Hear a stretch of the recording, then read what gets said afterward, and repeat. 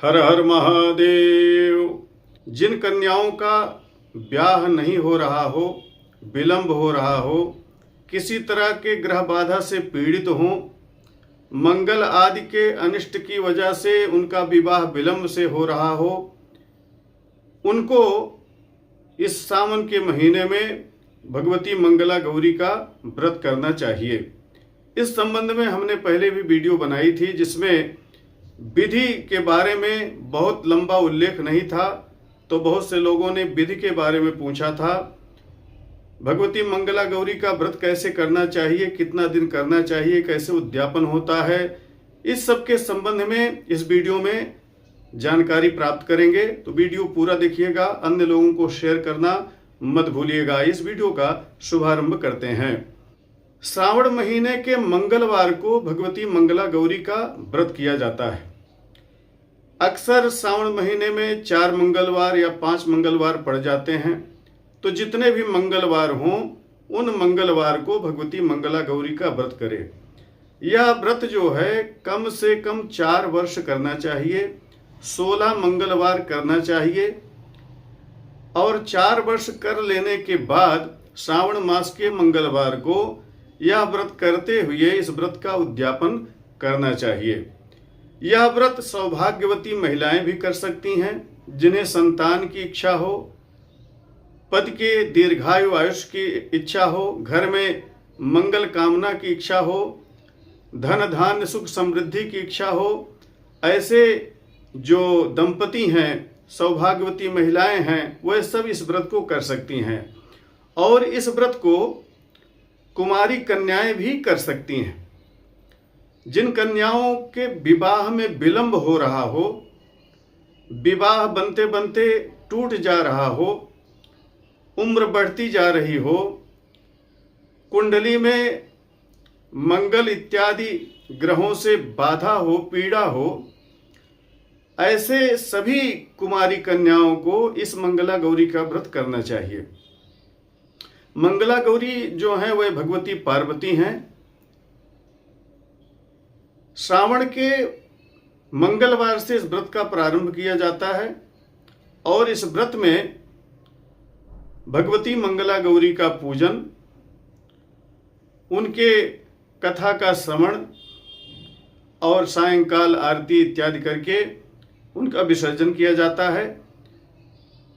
किसी भी पूजन में सर्वप्रथम रक्षादीप की स्थापना, गणेश गौरी की स्थापना या फिर उनका मानसिक ध्यान, उसके बाद अपने प्रधान देवता अर्थात जिन देवता की हमें पूजा करनी है उनकी स्थापना की जाती है।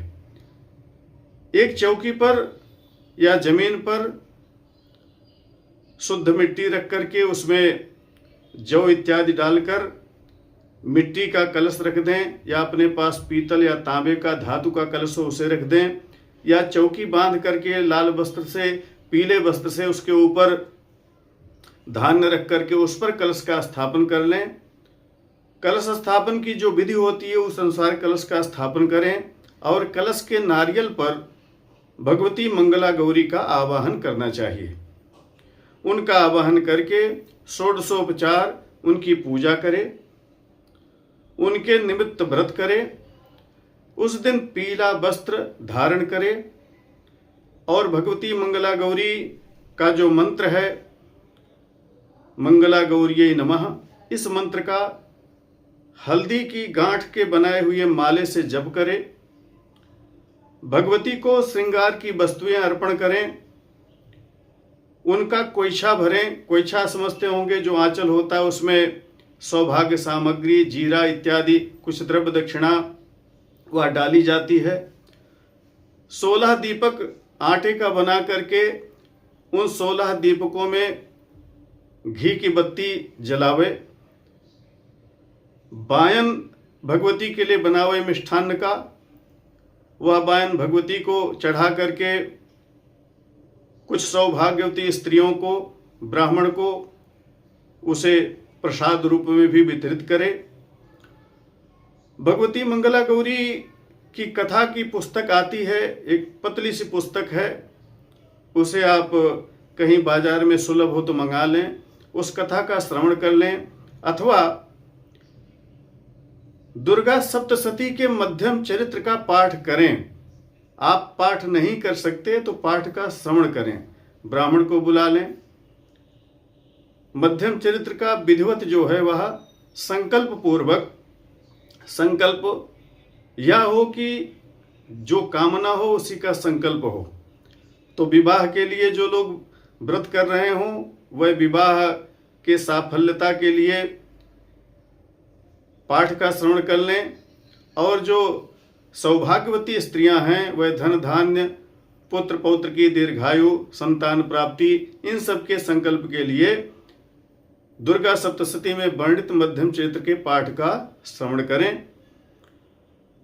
और सावन के सभी मंगलवार को यह कार्य करें, फिर अगले वर्ष सावन में इस व्रत को करें। इस तरह से कम 16 मंगलवार को यह व्रत करें।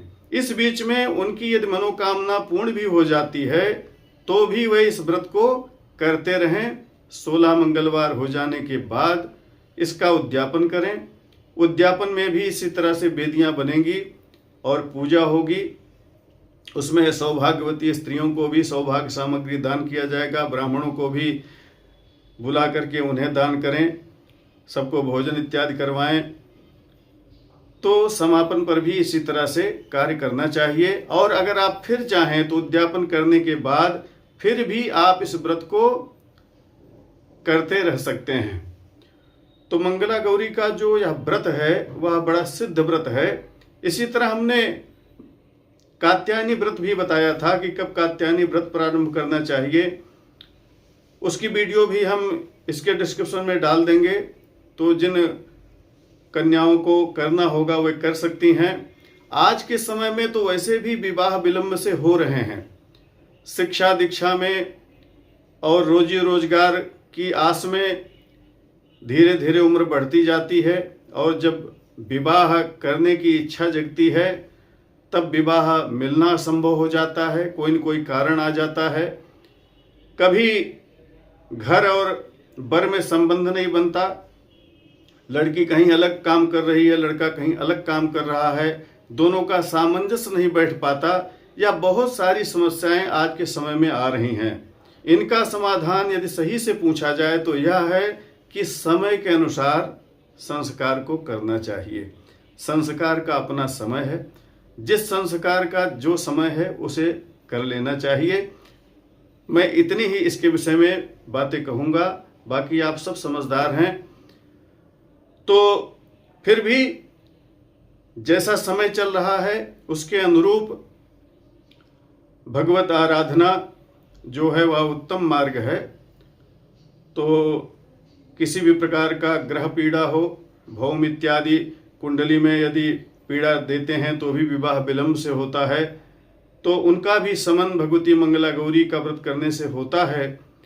और विवाह के बाद आपको काशी में भगवती मंगला गौरी का मंदिर है, बहुत ही प्राचीन मंदिर है। वहीं पर गभस्तेश्वर महादेव का मंदिर भी है, वहीं पर एक सूर्य मंदिर भी है।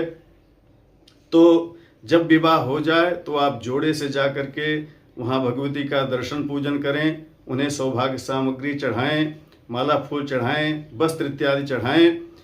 तो यह सब कार्य करना चाहिए। आशा है दी गई जानकारी आपके लिए उपयोगी होगी। इस वीडियो को अन्य लोगों को अवश्य शेयर करिएगा, जिससे अन्य लोगों तक यह जानकारियां पहुंच सके। इसी तरह की प्रामाणिक जानकारियों के लिए बने रहें हमारे साथ। नमस्कार, जय विश्वनाथ।